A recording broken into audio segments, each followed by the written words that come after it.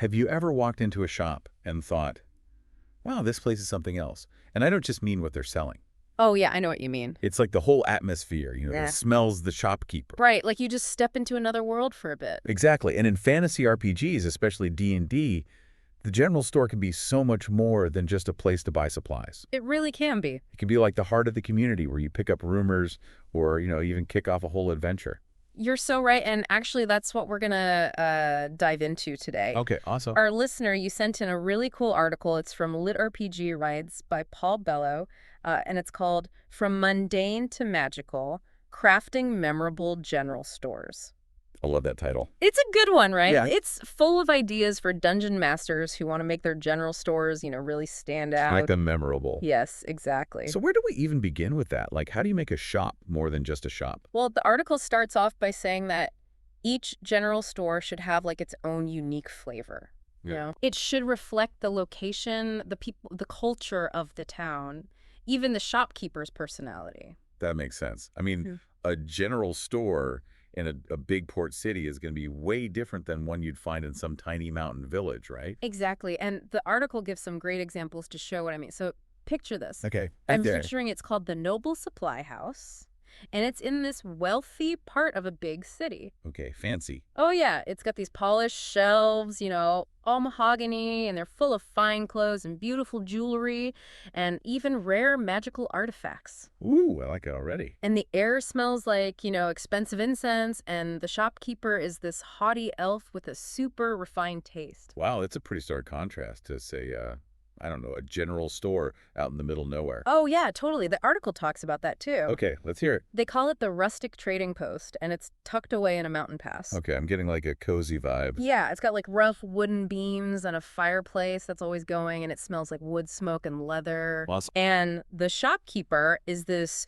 gruff dwarf who's way more interested in trading furs and ores than gold. Okay, so two completely different shops, right? Yeah. Just from thinking about the setting. Yeah, and the article takes it even further, they say, to start with the name. Oh, the name of the shop? Yes, a good name can totally set the tone and get your players' imaginations going. Oh, I see what they mean. Like, they give some fun examples. Let's give me some examples. Okay, so how about the Wandering Pack Rat? Okay, so I'm thinking like eclectic, maybe a little shady. Exactly. Or what about Trolls, Tackle, and Trap? Oh, that's great. So it's like the place to go for adventuring gear, even the dangerous stuff. Yes, and one more. Moonlit Merits. Ooh, that sounds mysterious. Like maybe it has something to do with magic. Exactly. Yeah. You see how just the name can tell you so much? Totally. Okay, so we've got the setting, we've got the name. What's next? Atmosphere. Atmosphere. Okay. The article is big on using sensory details to really make the store come alive. Okay, I like where this is going. So imagine this. Okay, you walk into this dimly lit shop, and the aisles are super narrow and crammed with stuff. Okay, getting a bit claustrophobic. And there are cobwebs everywhere and like Wow. towers of boxes that look like they're about to fall over. Oh, no. And you can smell the dust and musty leather, and you hear floorboards creaking. Oh, and you can feel all these forgotten treasures all around you. Yeah, you got it. Wow. It's like a great description. I can practically see it. Right, and the article actually suggests different themes for your layout. Oh, okay. So like that one was like cluttered and cozy or something. Exactly, or you could do maritime and breezy, with ocean-themed decorations and the smell of salt air. Oh, I love it. Okay, so what about the sounds? Oh, yeah, good point. So if it's a shop in a busy city, you might hear people talking and the clinking of coins and the shopkeeper yelling about their wares. Right. But in a quiet village shop, maybe all you hear is a grandfather clock ticking and the rustle of parchment when the shopkeeper writes down a sale. Yeah, that's a good point. It's the little things that really set the scene. Totally. And speaking of important details, let's not forget about the person who makes the shop, what it is, the shopkeeper. Oh, yeah, the shopkeeper's key. For sure, the article says to think of them as a character with their own personality, quirks, motivations, all that. Yeah, they could be anything, right? A grumpy dwarf, a chatty gnome, Yeah, a wise old mage. exactly. And the article actually gives you these like shopkeeper personality archetypes. Oh, fun. Yeah, to like get your ideas flowing. And they even say to add in like unique store assistants or pets Oh, I like that. to give it even more life. Like what if there's a talking parrot Okay. that mimics voices and maybe it like accidentally reveals clues or gossips? That's awesome. Or like a clumsy orc apprentice who's always breaking stuff. Yes, exactly. Those little touches can make it so much fun. And of course, we can't forget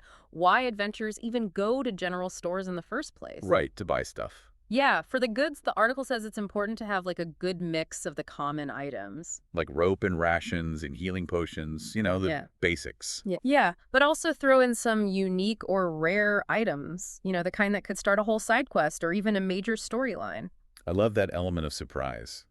You know, Yeah. you never know what you're going to find tucked away in some dusty corner. Right. It could be like a totally normal looking item, but it has a secret magical property. Ooh. Or like a mysterious artifact with some unknown purpose. Exactly. The article gives some cool examples. Okay, hit me. Okay, so there's a mystery potion with unknown effects, a cursed coin that brings both good and bad luck, and an ornate map with no markings. That map sounds intriguing. Like, where does it lead?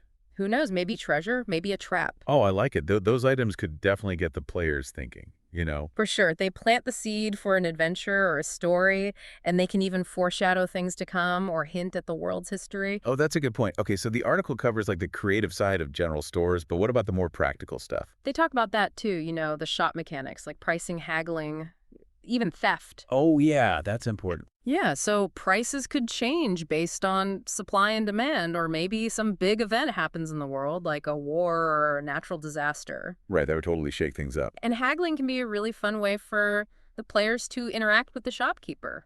Maybe get a better price. That's always satisfying. And of course, where there's valuable stuff, there's going to be people who want to steal it. Right. The article actually gives some tips for dungeon masters on how to handle theft. Oh, okay. So like make it a challenge for both the players and the shopkeeper. Yeah, like maybe the shopkeeper has magical security or a guard dog that's secretly some kind of magical beast. Oh, that's cool. Or maybe the stolen item is cursed and backfires on the thief. Exactly. It sounds like this article really thought of everything from the mundane to the magical. It does, but I'm really interested in the idea of the general store as a starting point for adventures, you know? It's like it's not just a shop, it's a goldmine of quest hooks. Exactly. And the article has some great ideas for those. Oh yeah, like what if a merchant needs the adventurers to escort a valuable shipment through dangerous territory? Okay, yeah, classic, but always a good one. Right. They could run into bandits or rival merchants or even some mythical creature. Ooh, or what if the general store itself is haunted? Ooh, haunted scarefront. I love that. Right. It's such a classic idea, but there's so many ways to do it. Yeah, is the ghost like mischievous and plays pranks on the customers? Or is it scary and tries to drive them away? Or maybe it's just lonely and wants someone to talk to. Okay, that's a different take. I like it. And the article mentions another cool quest hook. It's about a lost ledger.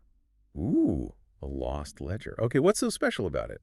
Well, this ledger could have info about a hidden treasure or a secret society or even like a forgotten prophecy. Interesting. Yeah, and so the adventurers have to find it. Makes sense, but how would they even start looking? That's the fun part. They might have to search through local archives or talk to some shady informants. Okay. Maybe even infiltrate a rival merchant guild. Oh, wow, that escalated quickly. Yeah, I know, right? So many possibilities. It really is amazing how something as simple as a general store, Yeah, can become the starting point for all these incredible adventures. it is. And what I find so cool is how these quest hooks can connect to the bigger world. Oh, yeah, totally. Like even a basic errand, to buy supplies could end up leading the adventurers down this path filled with mystery and danger. And they end up learning so much more about the world. Yeah, You know, exactly. all because they needed some rope and rations. Yeah, and the article even talks about using the general store as like a reflection of the town or region. Okay, so like a microcosm of what's going on in a bigger world. Yeah, exactly. Like if the town is having a food shortage, Uh-huh. maybe the general store's shelves are bare and the prices are sky high. Oh, that makes sense. Or if there's a war brewing, maybe this shopkeeper is suddenly selling weapons and armor. Exactly. It's all about making the world feel real, Yeah, dynamic and like it reacts to what the players are doing. Right. And it gives them more to role play with. For sure, like maybe they have to barter with the shopkeeper or help them solve a problem. Exactly. It shows that even the tiniest details can make a huge difference in how immersive and fun the game is. Totally. So it's like by putting effort into fleshing out your general store, you're not just making a place to shop. Right. You're creating a living, breathing part of your world. That's what makes D&D so special. I agree. It's this collaborative storytelling experience where the mundane can become magical. I like that. Yeah. And the ordinary can lead to extraordinary adventures, and the general store is like the perfect example of that, you know? Yeah, it's got that mix of familiar and fantastic. Exactly. So as we wrap up our deep dive, let's bring it back to you, our listener. Yes, if you're a dungeon master, we really encourage you to think beyond the typical inventory list. You Right. know, don't just list out items.